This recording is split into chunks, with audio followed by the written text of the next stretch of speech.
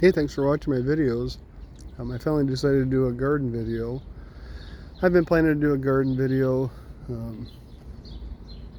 since my Christmas decoration videos, and I never got around to it because I always thought, well, things look crummy, and things aren't this isn't blooming, that isn't blooming. Well, for crying out loud, it's into July, so it is what it is. So I thought you guys might like to see what we have going on out here. This is our back garden right along here. And this just kind of happened because when we first moved in, all that was out here was just this little rock. Actually, what I'll show you through the whole thing was just this small river rock. And it's fun because once in a while you find little snails in there and fossils. Never found an agate, but other interesting rocks. And so this is right off our alley here. So now what should I point out here? Well, let's see. This is one of my favorite things down here. When we lived in Waterloo, we had two ponds that I dug. Lisa and I dug the big one, and then I put the little one in. And we had liner in the rocks and the whole 9 yards. And the pump, oh my God, it must have taken an hour to bail them out and clean them out and hose them out. And when we first moved up here, I said, no more ponds.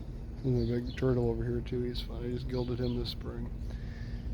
And so, lo and behold, I found this fire pit liner on the curb, which is it serves as our little pond. And by God, if I don't get leopard frogs in there, because we live in the driftless area here, the driftless region. And so we get a lot of fun wildlife up here. And this is, and I'll do a video of Leo, that's what I call my leopard frog, if he decides to hop in there one day when I'm doing these. And that's Earl, my egret, which I decorate for holidays. Right now he's just wearing beads because Harper's is fun. And I like to stack big rocks. And that's a little dinosaur in there that my neighbor lady likes to bring me surprises. Drop them off in the yard and then I have to find them. Trisha Olson. You guys know Trish, that you live up here. And this is my morning glory screen I created with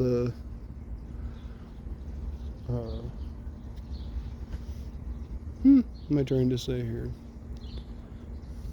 Trellises from Menards, from La Crosse, and some fencing I found on the curb. So these come back every year. When I first moved in, I said, when you walk out the back door, it feels like you're on a stage. So I said, well, we gotta have some kind of privacy. And it just feels more cozy. Geranium is doing really well. I'm really impressed with that. It's one plant. So, and this is a little coniferous bush that I put in here. Usually back in Waterloo, I had lots of these around the yard. Of course, in the ground, and just this year I thought, well, for $13, if it isn't winter, I'll buy another one next year. So, but I have two of them. I'll drag them in the garage. This little fence hides our LP tank. This is our patio. I just picked these tomatoes today. That's a fun thing this time of year. Still looking for something for here. It's always a work in progress, right? So I'm looking for a big jardinier or a ginger jar there. And this is probably Lisa's favorite flower here, the lantana, which is very pretty. The pink and the yellow and the white. And she loves lilac, so I suppose that's why she loves the lantana. One of Grandma's favorite rocks. And my balloon plants are actually, they look very showy right now yet, but they're winding down a little bit. I love them. If you're not familiar with them, they're like a bud right here. It resembles a hot air balloon right before they pop. And I always think it's fun because they bloom around the 4th of July and they look kind of like a star. So, and that's my poor little white balloon plant.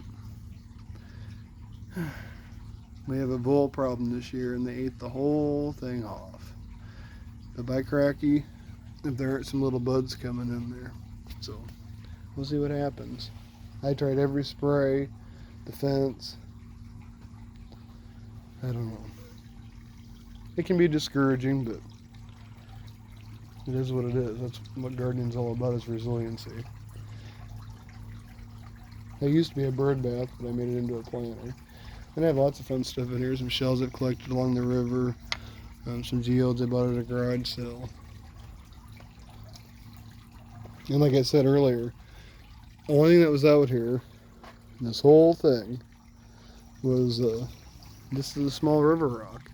So all the big rocks, I had a guy here in town help me haul in. I've added a lot to it too over the last 4 years, because I wanted it to look established. You can't have a garden look established without rocks. There's no way. Ground cover and rocks. That's the thing. And our little fire pit, which just seems kind of warm for that right now, but it's fun for ambiance. And our fountain, which I love. And I have a little shell here with pennies in it that you can toss a penny in and make a wish. And I had that over at the trailer too. I should mention my grandparents had a summer place here in Harper's for the last, well, since I was a kid. They were up there since 1970. And my grandpa passed away 8 years ago. Lisa and I agreed that we can't ever give up this area, so we moved up here 4 years ago and bought this house. So this is our patio and garden. One of the trickiest things is to get White Roy looks naked on this video. and in person it doesn't look that bad, but I tried to get the foliage, the garden, integrated onto the patio. You know, if I had this to do all over again, if I had been here, I would have swooped the cement and had gardens in here. But everybody thinks square, cut, you know. So slowly but surely I'm trying to integrate more. Hey, that looks more full to get closer. Good.